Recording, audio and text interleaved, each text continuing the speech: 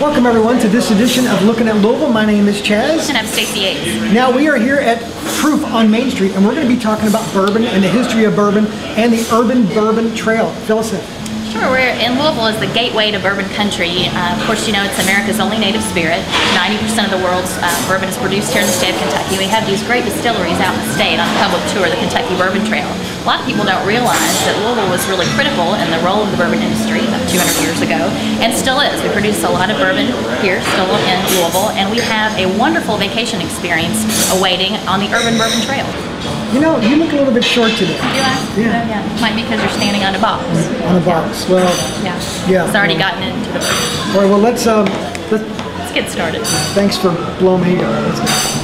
We have a very special guest with us to tell us about bourbon. We do, in honor of the Woodford drinks that we're having right now. We're with Chris Morris. He's the master distiller for Woodford Reserve. And Chris, since we're on Main Street, why don't you tell us a little about what Main Street means to you in Whiskey World? Stacey, it means so much because Main Street is where it all started here in Louisville.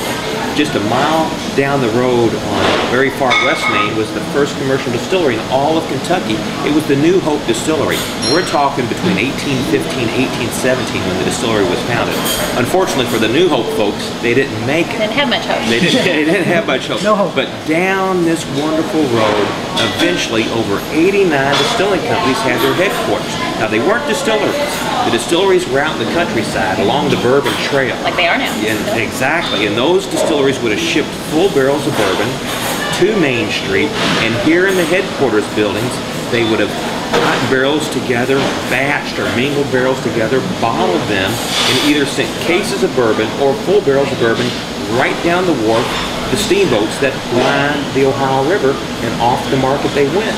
So Louisville really had a critical role in the formation of the bourbon industry. It sure did, and as a result of all these headquarters and all this activity, Main Street was also called Whiskey Row. And if you said, I'm going to Whiskey Row, you knew where you were going. Very good. As you walk up and down Main Street, you look at these wonderful Victorian cast iron facades. Many are identified by the whiskey company that used to be housed by them. So even though the business has moved out, the history is still here. Wonderful. Thanks for being with us. Thank you all. Cheers, and thank you for your knowledge. Thank you. Here we are at the Seelbach Hilton in downtown Louisville on 4th Street, and we're at the old Seelbach Bar. Now, the hotel and bar has a lot of history, from movies to gangsters. And we have Mark Butcher here, who is the director of food and beverage. He dresses like one, but he's not. So, Mark, tell us a little bit of history about the hotel and the bar. The hotel was built in 1906 by the Seelbach brothers. And you're right, it's rich with history. We've got F. Scott Fitzgerald used to hang out here at the Mahogany, drink a few cocktails. This is the writer of The Great Gatsby. The writer of The Great Gatsby. And his inspiration was one of the Cincinnati gangsters.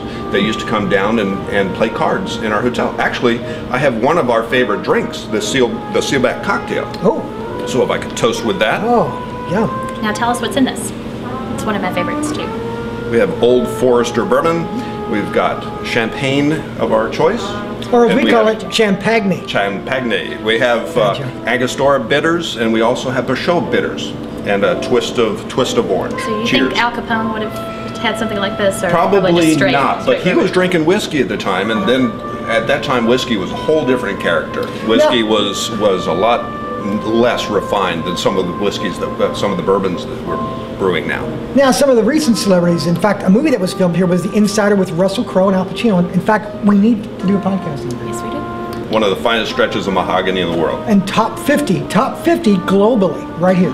And one of the stops on the Urban Bourbon Trail. That's right. Well, cheers. Cheers. For that.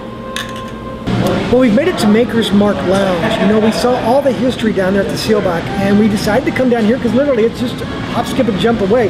And we get to see the future of what bourbon is up to nowadays. So, Stacey, let's talk a little bit about the Maker's Mark Lounge on 4th Street. Sure, this is in the heart of the 4th Street Drive Entertainment District, one of the hottest parts of downtown Louisville, and it's actually getting ready to expand. By 2010, there's going to be a second phase, and heard some rumors that there may be some bourbon-inspired elements at that new Porsche development as well. Well, I noticed that we have some wonderful food here, of course. We've got some hummus with some pita bread. We've got the bourbon balls, and we've got... eat or drink your bourbon ball. This is actually a bourbon ball drink. This is particular one is made with Maker's Mark here at Maker's Mark House and Lounge, although they have more than 60 bourbons on stock, so they have them all. And what's this right here? This is a coffee bean. This has Jim Beam Black, and I have my Cheat Sheet Sweet Vermouth and the Starbucks Coffee Liqueur. This one has Frangelica in it too, and a white and dark cream de cocoa. And of course, this is the world famous. That's the Mint Julep, the drink of the Kentucky Derby, and a Southern favorite. And speaking of Southern favorites, we have some cornmeal dusted fried Low Country oysters with a bourbon cream corn sauce and a red pepper remoulade. And this is your basic shrimp cocktail, but jazzed up Kentucky style with Maker's Mark in that cocktail sauce. Okay, now we've made it to Bourbon's Bistro here on Frankfort Avenue, and we are here with yet another master distiller, Stacy. Who do we have with us now? We've got one of the best. You got one of the best. Jim Rutledge is the master distiller with Four Roses, and he's a frequent guest at the monthly bourbon dinners here at Bourbon's Bistro. Jim was hoping you could tell us a little about why you think there's such a recent surge in the popularity of bourbon. Well, I think it's really started back in the mid-90s with, and honestly, the bourbon industry has not changed, except we've made people aware in the United States and actually around the world of our premium products that we make. And we've introduced single barrels. It started with the single barrels of very premium bourbon. More recently, the small batch bourbons. But the introduction of both of those has just lifted the entire industry up by its bootstraps. And people are just starting to hear about it. I think it's one of Kentucky's best kept secrets. Absolutely. Oh, absolutely. And I do a lot of traveling. We're very popular and top-selling bourbon in both mainland Europe and Japan. I saw you in Berlin, all over the place. And I do a lot of traveling there, and Kentucky has been put on the map by the bourbon industry. And the resurgence of the bourbon industry is not just here in Kentucky and the United States, but it's around the world. We have the Urban Bourbon Trail here in Louisville, talking about restaurants and bars that are part of the Urban Bourbon Trail, and then the opportunity to go out and visit the 7 bourbon distilleries that are on the Bourbon Trail, and come back for dinner at another bourbon restaurant, and it's just a great place to start and finish. Well, Stacy, I must admit that I have learned a tremendous amount about bourbon. I mean, I'm from Louisville, Kentucky, and I did not know all this. It's really amazing. We've had this 200-year-old product, and I think a lot of Louisvillians don't understand the history and importance of Louisville in the bourbon industry, and the fact that we have this great Urban Bourbon Trail, which, by the way, we haven't done it all tonight. It's a short podcast, so we missed 4. I'd like to tell you about those. We've missed Limestone out in Louisville's East End, where the chef there is doing some wonderful things with bourbon-inspired cuisine. Down the street is North End Cafe here in Frankfort Avenue in Crescent Hill. They even have breakfast where they do mint julep pancakes with the bourbon-inspired syrup. It's really good. And back downtown, there's Park Place on Main Street. It's near where we started our first podcast at Louisville Slugger Field. They have 50 bourbons. And then also at the Galt House, Louisville's only riverfront hotel, Jockey Silk's Bourbon House and Lounge has bourbon flights and all kinds of good things as well. Now, earlier you were telling me about the Bourbon Passport. What is this? Yes, this is a cool promotion we're working on. We're going to actually develop a passport. It looks like a U.S. passport, only be kind of brownish, caramel bourbon colored on top. And it's going to have a page for each of the 8 stops on the Urban Bourbon Trail. You get those stamped like a passport when you go have a drink at those bars or eat dinner. And then we're also going to add the Kentucky Bourbon Trail to that, so pages for that. And as you fill that up, you can be eligible for great bourbon prizes. Well, you know, as usual, if you have any information about this podcast or maybe some ideas about maybe where you can bring your family on vacation.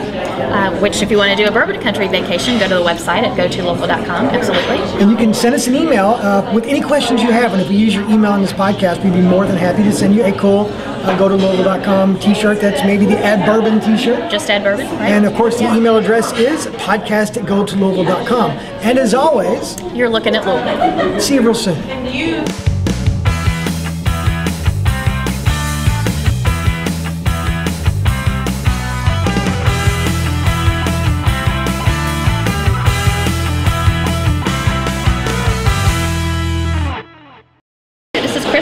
He's the master distiller with Woodford Reserve, and since we are on Main Street, we'd like to know, Chris, what Main Street means to you. Wayne Street. There's the blooper right off the bat.